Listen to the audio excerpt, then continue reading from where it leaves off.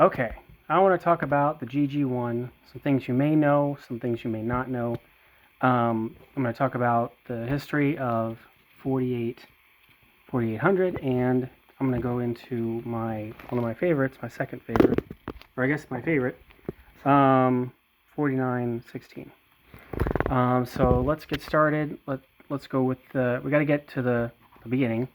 So the beginning of kind of electric stuff with Pennsylvania Railroad is this here, the DD1. This is 1910, and they've just created their Penn Station, and this is actually pretty good on paper. 55,000 tractive effort, 85 miles an hour top speed. It was fairly reliable, but it was DC. And if you know anything about DC and power lines, this is more of a short run distance for electrical use. And so Pennsylvania really wanted to switch to AC, and so they had to get away from this. So they started moving towards this guy right here, which I can't remember if this is AC or DC, but they experimented with this one, which is the 1917 Big Liz FF1. It was a monster. You can see the difference between here. We got, let's see, 2 more driving axles. It's got, it's just way more powerful. But it was too powerful, actually.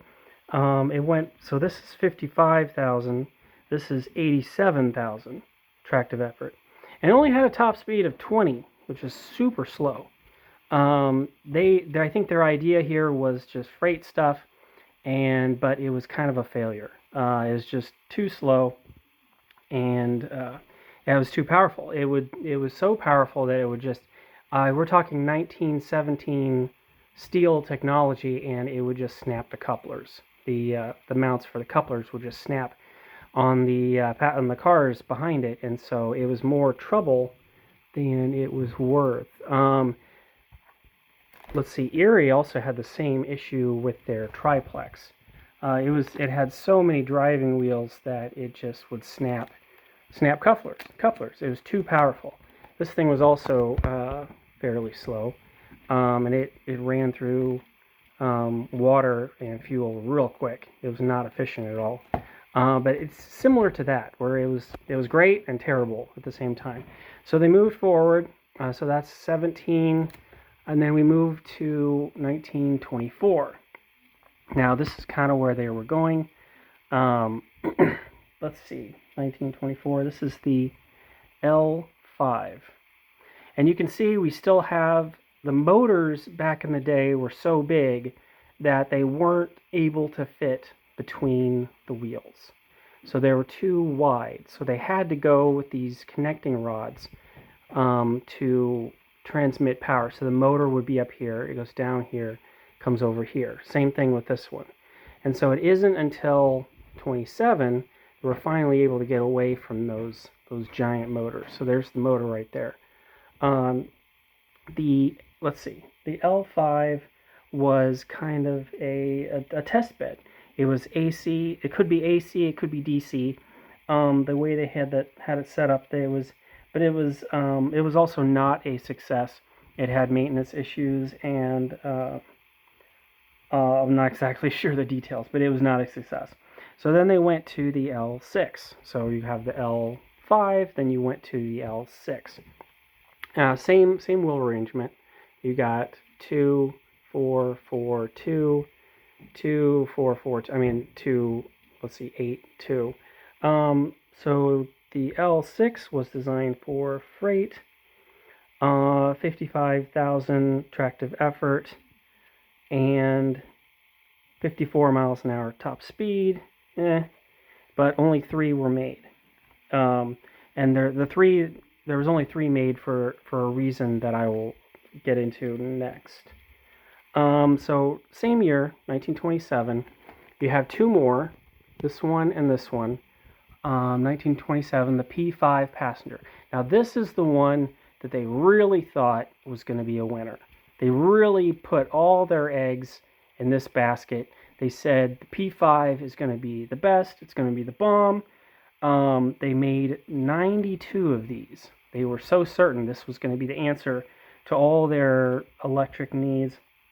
It was 29,000 tractive effort, 49 miles an hour top speed, which, I mean, I guess it's not that fast.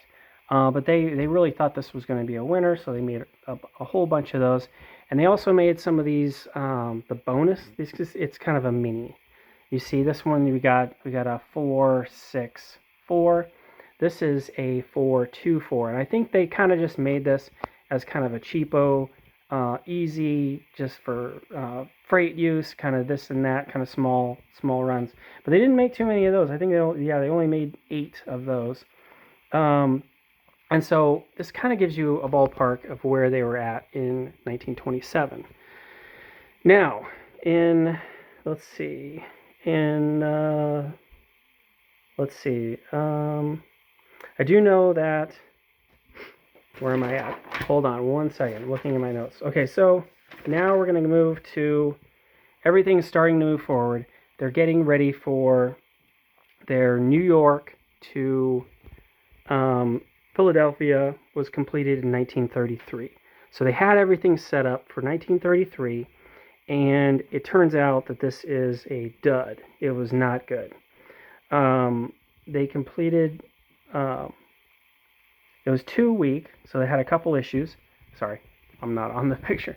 Okay, so it was two week. It had cracking drive axles, and it had bad tracking. So the tracking was, it would not, it couldn't handle turns well, and it was just destroying the track. So they said, well, what can we do? Well, New Haven over here has their EP3, and they said that it tracks amazing. So what they did is they leased one of these New Havens, and it has a different wheel arrangement, and they tried it on their tracks. And sure enough, it was very good. So the EP3 technically came from, is an evolution of the, let me see. It was an evolution of the, let me put a bookmark here. Was the evolution of the 29 P1A. And so this is for the Cleveland Union Terminal, and it had, I forget if it had multi-motor. I think there was a motor on each axle. And so there was a pivot point right here, and each front and rear truck could rotate with the track. And so you were allowed to spread the load among more wheels, and you also had pilots and trailing, and they would flip back and forth to help steer all this weight going down the track. It was also a box cab, and so they made some upgrades to the motor and the wheels.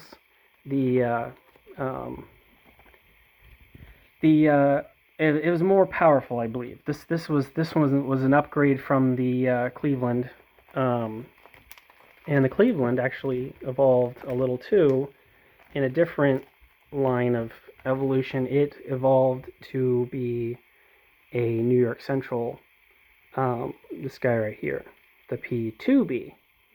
So it went from the P1A to the P2B, and that went from DC high voltage to DC low voltage when it went to New York Central. So anyway, moving on. So the EP3, pretty cool. They liked it. They tried it out, and they said, okay, we're going to revamp our P5, and we're going to make it so much better. We now know we're going to evolve this thing. We're going to, instead of doing 6 driving, we're going to do 4 driving. So they came up with the, this is the R1. So they did both of these in 1934. So the R1 and the GG1 were in a competition. And so they tested the GG1 and the R1, and they were kind of like neck and neck, and they were trying to decide who was going to win. And the R1 people, I mean, these are your hardcore, so the evolution through all of this stuff, this is your hardcore group, and this is kind of the new, like, crazy people with the New Haven crap on there. And so they thought, the R1 people thought they were going to win, so they actually named it 4800, assuming that, oh, we'll just go ahead and name it 4800, because this is the one that's going to be the beginning of the next evolution. And so as a joke, the other group named theirs 4899. So we'll be as far away from you guys as we can. So the name doesn't matter, because whoever wins is going to get the good number. So they did. They competed, and obviously the GG1 won. This didn't track very well. It had the same tracking issues as the P5 over here, and both of them could do 100. This is quite an upgrade from the P5, understandably. The new version, these two right here have the new non-box cab design, where the crew sits in the cab here, and they have a nice little slant down window that goes down here. And that was due to an accident that happened where they crashed at a crossing, and so they switched to this different design. But anyway, so the GG1 won, and in 1935, the GG1 was a success. So this was the prototype, 4899. They went with this, and this one kind of did random other duties. It went on its way. But this one became the prototype for 57 ordered, and they said, okay, we're going to make 57 of these. What can we do to make this cool? And so they got Raymond Loy, and he came up with a bunch of ideas. And this was his idea. So if you look, so this is what it ended up looking like. He said, let's do 5 stripes down the side. This picture right here really shows kind of all the stuff he did. I thought he just said, get rid of the rivets and call it, and he picked the paint jobs. But he actually did quite a bit more than just that. If you look over here, you can see 4800's design versus all the others. So 4800 obviously has all of the rivet details, and the rest are full welded. If you look right here, it's very flat, and it comes down to a sharp curve. This has a nice, rounded, smooth, kind of more sexy look to it. And if you look right here, you got all these steps going up.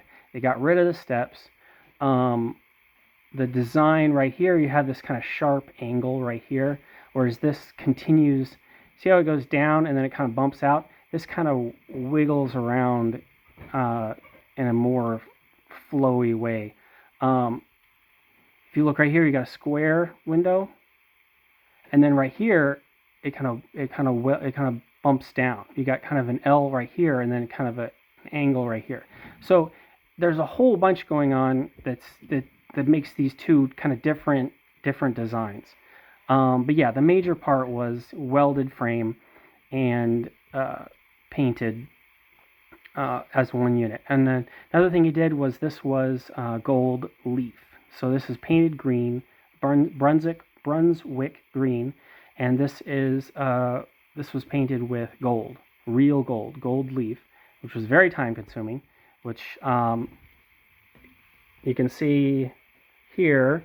So this is moving forward to, okay, so this is 1955.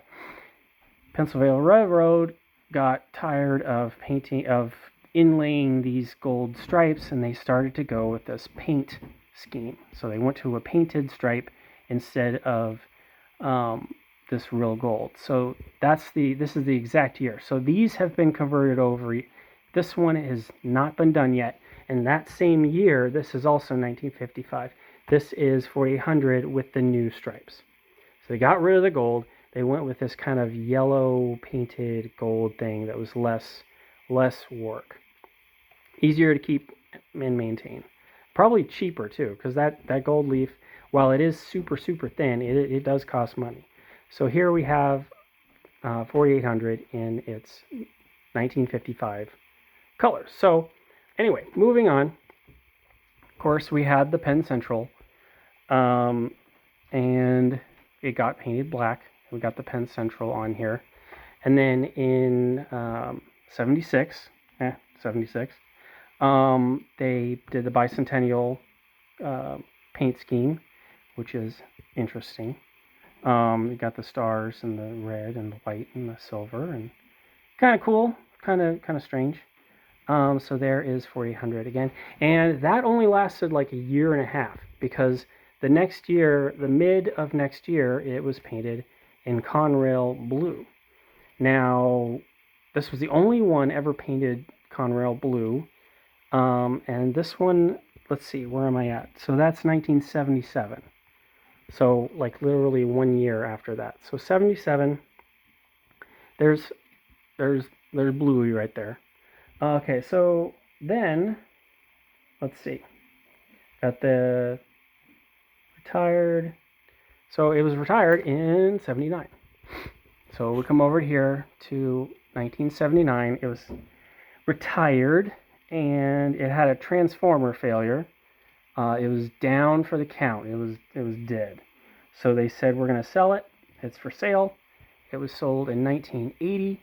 It was bought by, let's see, Lancaster chapter of NRHS and donated to the Railway Museum of Pennsylvania, which is where we're at right here. So it was bought in 80, and this is it with its flashy new paint in 82.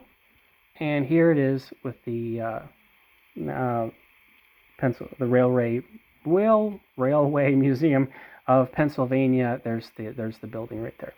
So here we are. We're parked out in front with our brand new stripes. And tick tock, time goes by. And let's see. In 2006, we're starting to get kind of weathered, starting to get kind of rusty. So they gave it a black paint job.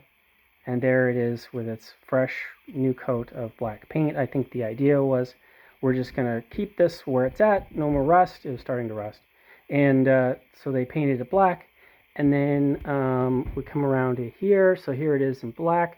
I just really like this photo because it really shows how bumpy this train is, with all the rivets.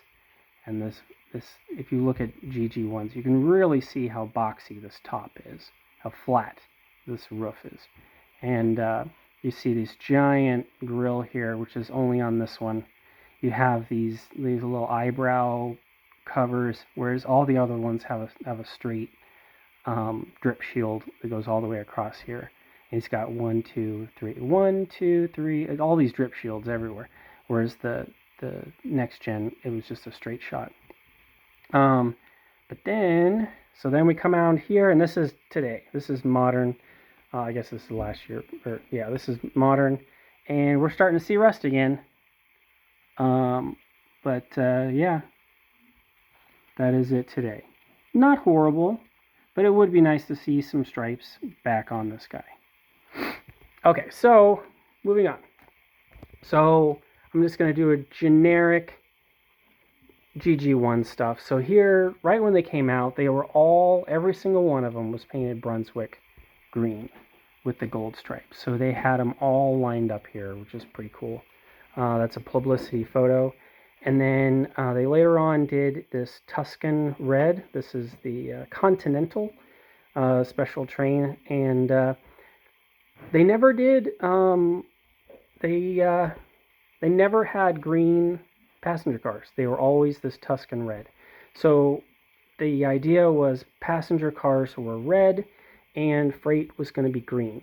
So they started making some red ones, so the red ones could go with the red cars, but then it kind of never really panned out. So they also kind of got tired. If you look real close, they had to make these little metal bars over the grill here to continue the stripes. Well, in, let's see, 27, they said, well, what if we get rid of those little bars and we make the stripes a little simpler, then we don't have to do so many stripes. But I think they just canceled that idea. It was only done on 4829. They canceled that idea. Bad idea. Never mind. JK. So they did that in 27. And that's kind of a cool, but this is called the feather design. This was called the other one was called the band. This is called the cat whiskers, the 5-stripe. And okay, so I got into the GG1 based on the 1948 Lionel train. So here he is, like, wow, look, it's a GG1. Yeah, so cool. And so here you can see kind of the strange colors of the green and the red. And I got some cool cards here. Here's a silver one. But anyway, so here's that 1955 repaint, and they had a couple schemes of that. They have Tuscan with yellow. They have Brunswick with yellow. They have silver with red. And they have this, I think that's black. I think that's black with silver. But we got some cool different combos.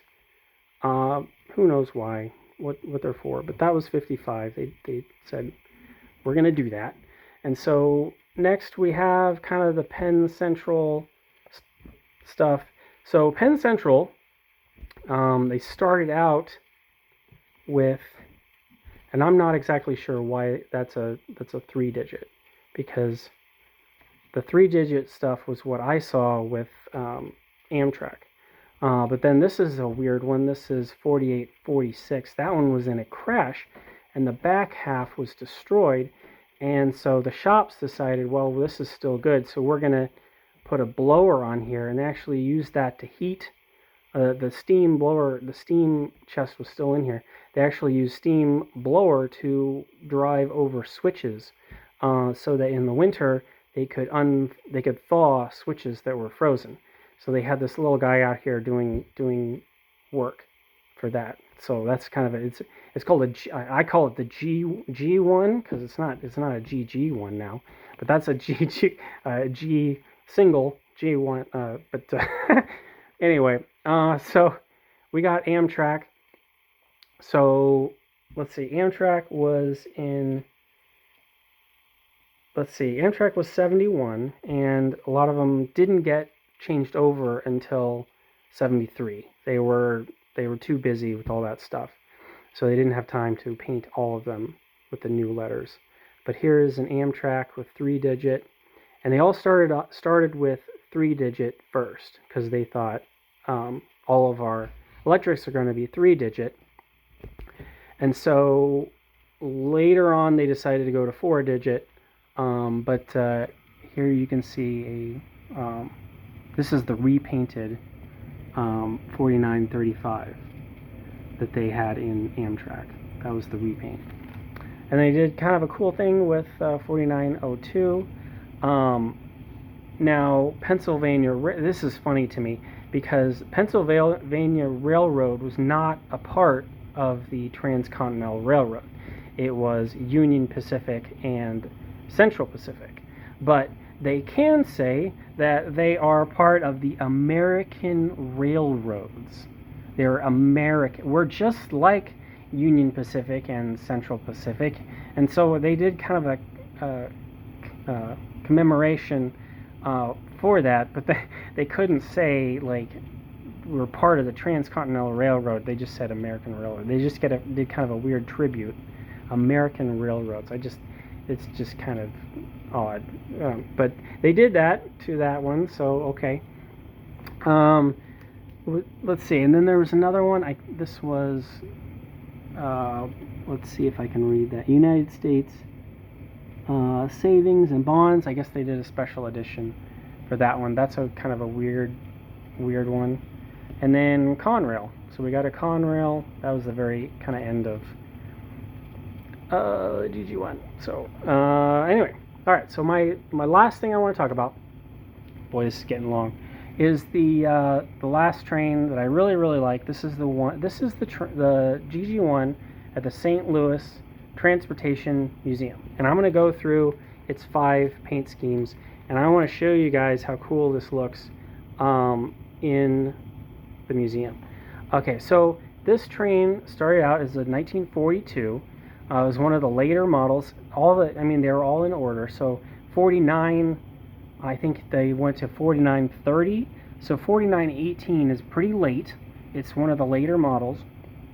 So it was built in 1942, and so I couldn't find any any color photos. A lot of these way back then were all black and white, and this is the builder's photo of 4918, and we can see this guy with its 5 stripes, and we're brand new, and they did some kind of photoshopping, some kind of photo editing wherever they took this photo. But and we got some marks down here. There, 6, 25, 42. So that's when she was done. And then she was also a victim of the de-golding. So we got she was still in Brunswick green, but this was green with the yellow, the kind of fake gold. I forget what it was called, but it was a kind of a gold-ish color, but it wasn't real gold anymore. So we still keep our 4918, 4918, and we have a different font down here. We have a giant PRR that's called the Keystone. That's the top Keystone design up there. And another thing I need to mention is when you look at a GG1, that it's got 2 pantographs. So when a GG1 is moving, only one pantograph will be up. So it is getting power from the catenary system up here, the cables, and it is getting power from this pantograph right here. When it is moving forward like this, they always have the front one down, and that is because if they use the front one up, the idea behind that was if this snagged on something, which it did sometimes, it would hit something, a break in the cable, or who knows, going through switches or whatever, it would snag, and so it would get ripped off. And so the top part of this would get ripped off, and it would get flung this way, right? If your train is moving to the right of the screen, it would get damaged, and it would fling back, and it would damage the pieces. The carnage would come this way, and it would destroy the one in the back. So it would break this one, and then the pieces would come out this one, and it would break that one, and then you would be dead. Like, you would not have any way to connect to the wires. So they always went, if you were traveling to the right, they always went with the aft catenary, or the aft pantograph, sorry. So they always went with the aft pantograph so that that wouldn't happen. Now, if this one snagged, but the same thing, the carnage would come this way, right? So there was some very rare circumstances where you would have a high dollar car behind here, like an automobile rack that didn't have a top to it. They wouldn't want that carnage, that debris hitting those cars. So there are some rare circumstances where they would go with the pantograph forward in that circumstance where they wouldn't want to damage something. Now, in this circumstance, you just have a regular rinky-dink whatever boxcar, so they're just doing standard practice here. But that was the theory behind that. Some of the other companies, they would do both up, and, who knows. But long story short, pantographs up in the rear as they're traveling. Anyway, so moving on again, we have 4918 Pennsylvania Railroad, St. Louis Transportation Museum. This is the one at the museum. So this is the evolution of that train in the museum. So this is with the stripe. We have another picture with the stripe. And you can always tell which direction they're going because the pantograph's going that way. So this train is going that way. And you can see it again here, pantograph in the rear. But so you'll see that in all the photos. That's kind of how Pennsylvania did it. Okay, so here she is working, and this is kind of a cool color photo. Yeah. So that is another single stripe, and we move on to Penn Central. We are now black, but same number. work in Penn Central. Only a couple of years. They were a horrible company. Pennsylvania Railroad and New York Central were arch enemies. They had completely different theories, all double the management, double the chaos. It was just a disaster waiting to happen. And so here we go. We're trying our best. Oh, and they had double the employees, so people were just standing around. It was just a nightmare. So anyway, part of Amtrak, of why it existed, was because of Penn Central, how big a disaster Penn Central was. So in 1971, or is that right? 71? Yeah, 71, Penn Central turned into Amtrak. And let's see, I don't have dates on here, but Amtrak started with 916. Now we did change numbers here.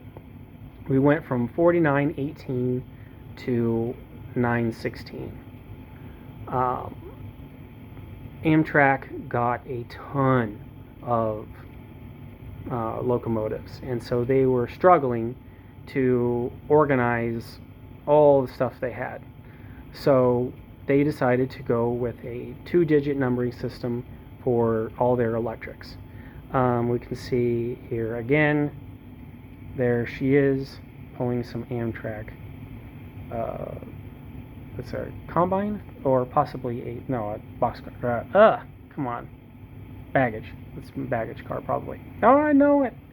That looks like a window. Anyway, that looks like a window for a passenger car. Anyway, but yeah, Amtrak. We got two digits. Then we move to still 2 digits. Then we go to our 4-digit. And so here we are, Amtrak, 4 digits. We added the 4 back. They said, well, it used to be 4. Let's add the 4 back. And so they said, okay, we're back to 4 digits with a 4. So 4916. So we went from 4918 to 4916. So we're 2 digits off. But through the numbering system, and you can get flip-flopped because there is an Amtrak 4918 that existed, but they're different. So the same locomotive is now 16. So here we go. Here she is in St. Louis. Let me get some more dates here. So yeah. So in 73, we went to 4918, and then in 73, we went to 916. In 1976, we went back to 4916. So in 1982, it was retired, and it was sold to Edmund Boyce Jr., and it was donated to the St. Louis Transportation Museum. Now, let me tell you why I like this one a lot. What makes the GG1 amazing to me is its lifelong path that has had so many coats of paint on here. So many different kinds of flavors. I mean, this is kind of the Baskin-Robbins of locomotives here. You have so many colors, so many different hats that it's worn. And this train, this locomotive really shows its lifespan. Right here, you can see 4916. And if you go to the museum, this side is kind of covered. This side is nice and pristine. This is the side you see when you go in and look at it. The other side says, "Do not enter. Don't look at it." But if you're mischievous, you can go to the other side, which I may or may not have done, and you can see the other side. Now, what's amazing to me about this one is the other side. Now, let me show you some of the pictures. So this is the covered side. If you go down here, it says Amtrak, and then there's a little white dot right there. Let me show you what that white dot is. So here is the side that is covered. So we got the Amtrak, and we got something right here, a little worn spot. That's the L from Penn Central. And if you look right here, It's dark, it's light, it's light. That is the weathering of the Penn Central. There's the P, and there's the C for Penn Central. And here's some cool rust and stuff. So I find that pretty cool. But it just keeps getting better. It just keeps getting better. The other side, this would be on the north side, I believe. Look at this.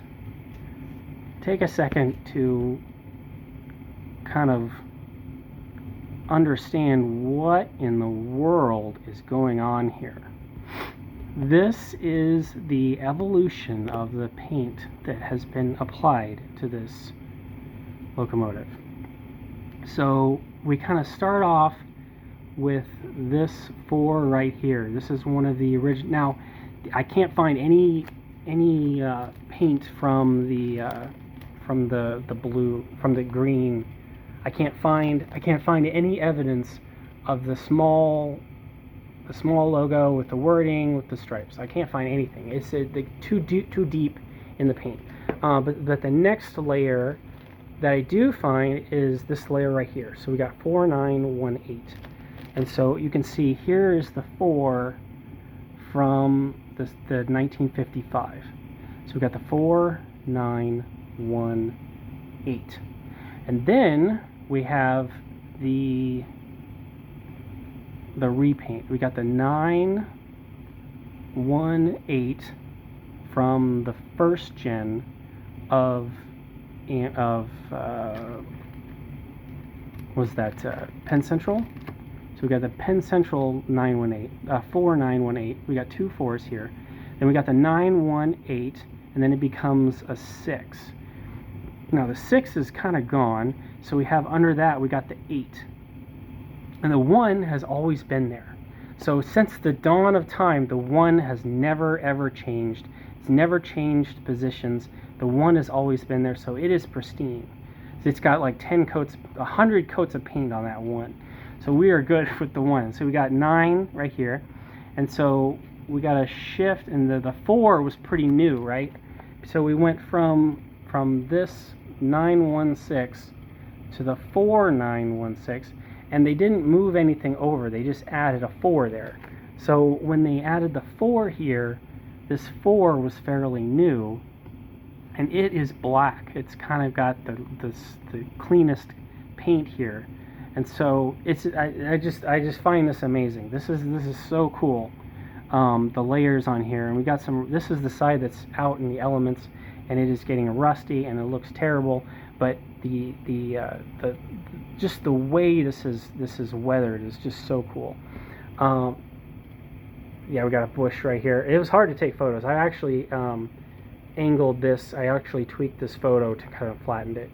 And then we got over here, and this is the middle side of the side outside, and you can see, well, there's the Penn Central, the PC of Penn Central. Here's the Amtrak. We got the Penn Central right here. And what's really cool is you got a third layer. Here is the outline in rust of the keystone from our 55 years. Let's see. I'm too far back. Yeah. So here's the keystone. Here's the keystone again. There it is. Same train, exact same thing. And we even have the stripe.